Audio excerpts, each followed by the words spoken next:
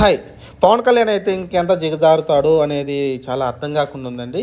ఎందుకంటే నిన్న ఏదైతే ప్రకటన వచ్చిందో ఆ ప్రకటన వచ్చిన తర్వాత జనసేన నాయకులు కావచ్చు, లేకుంటే జనసేన కార్యకర్తలు కావచ్చు, ఆల్రెడీ 24 సీట్లు ఇచ్చినప్పుడే సగం అయిపోయింది, పని అయిపోయింది అనుకున్నాం జనసేనది. మళ్ళీ నిన్న 21 సీట్లకు తగ్గించుకొని, అలానే ఎంపీ సీట్లు 1 సీటు తగ్గించుకొని 2 సీట్లకు పరిమితం కావడం అనేది ఇంకా జనసేన కార్యకర్తలకు నాయకులకి జీర్ణించుకోలేకపోతున్నారు ఒక పక్కన చెప్పాలంటే.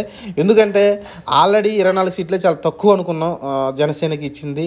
30 సీట్లన్నా కనీసం ఇవ్వాల్సింది, లేకుంటే 35 సీట్లను ఇవ్వాల్సింది అనుకున్నాం.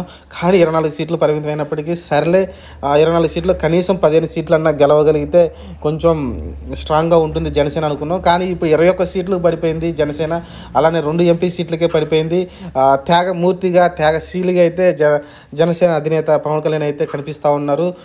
పక్కోళ్ళకి కాళ్ళు ఒత్తడానికి తప్ప ఆయన ఆత్మగౌరవం అంటాడు, లేకుంటే గౌరవపరమైన సీట్లు అంటాడు, రకరకాలుగా నేను కూడా సీఎం రేసులో ఉన్నానంటాడు, రకరకాల మాటలన్నీ చెప్పేసి ఇప్పుడు ఫైనల్గా చూస్తే 21 సీట్లకి ఒప్పుకొని చంద్రబాబు నాయుడు చెప్పిన ప్రతి మాటకి అంటే అతను దాన్ని అంటారు కదా, మాటలకి పడగలెత్తుతా ఒత్తుకుంటూ పోవడం అంటారు కదా, ఆ రకంగా అయితే పవన్ కళ్యాణ్ చేసుకుంటూ పోవడం అనేది చాలా జీర్ణించుకునే విషయం.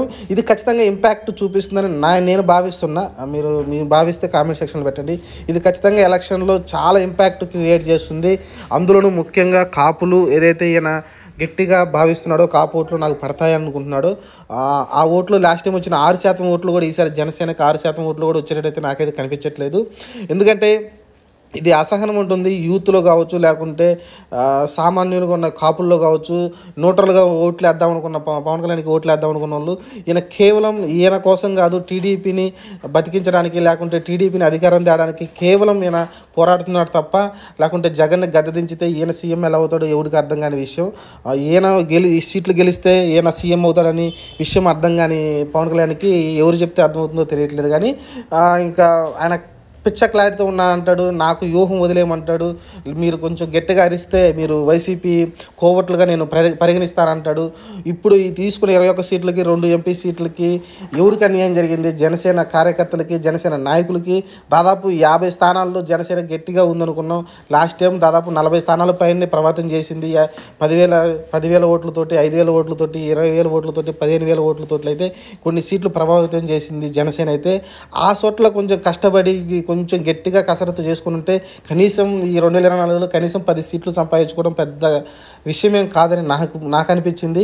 కానీ అది వదిలేసి వైసీపీని దించాలంటే పవన్ కళ్యాణ్ సీఎం అవ్వాలి, లేకుంటే టీడీపీ నాయకుడైన చంద్రబాబు నాయుడిని సీఎంని చేస్తే ఈయన సంతోషపడటం ఏంటో నాకైతే అర్థం కావట్లేదు. అదే జనసేన కార్యకర్తలకు అర్థం కావట్లేదు, జనసేన నాయకులకు కూడా అర్థం కావట్లేదు.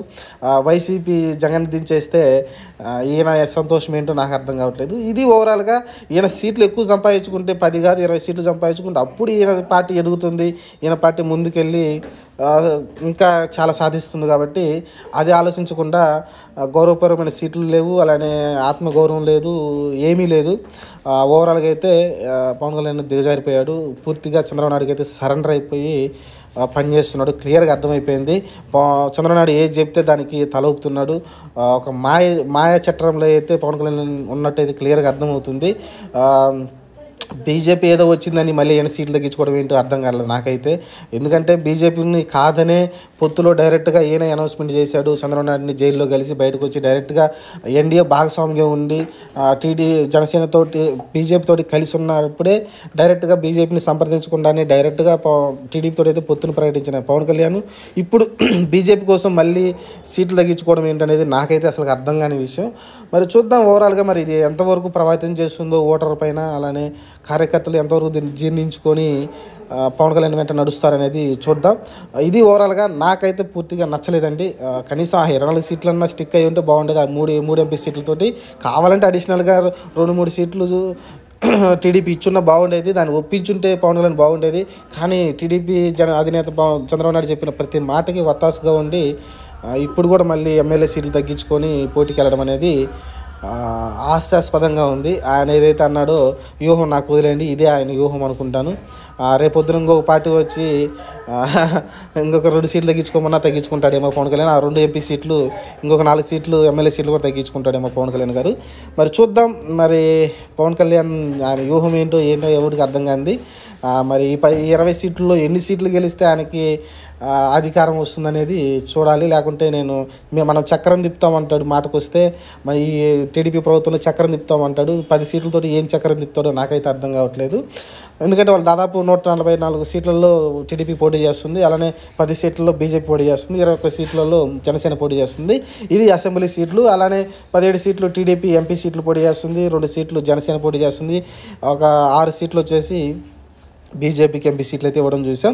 ఇది ఓవరాల్గా పొత్తుల భాగంగా అయితే ఇన్ని సీట్లు అయితే రావడం చూసాను. అలానే చాలామంది ఉత్కంఠగా చూస్తున్న రఘురామకృష్ణరాజుకి అయితే నరసాపురం సీటు మ్యాక్సిమం కన్ఫర్మ్ అయినట్టే. 6 సీట్లు బీజేపీకి ఇచ్చారు కాబట్టి ఖచ్చితంగా బీజేపీ నుంచి నరసాపురం నుంచి అయితే పోటీ చేస్తాడు.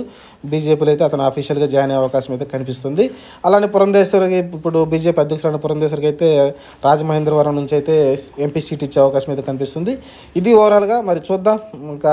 ఇంకా చాలా జరగబోతున్నాయి రాజకీయాల్లో. ఇంకా ఎలక్షన్ కోడ్ ఇంకా రాలేదు కాబట్టి పొత్తులు అయితే ఖరారు అయిపోయినాయి. చూద్దాం ఇంకేం జరగబోద్దాం. వీడియో నచ్చితే ఛానల్ సబ్స్క్రైబ్ చేయండి, లైక్ చేయండి, షేర్ చేయండి. Thank you.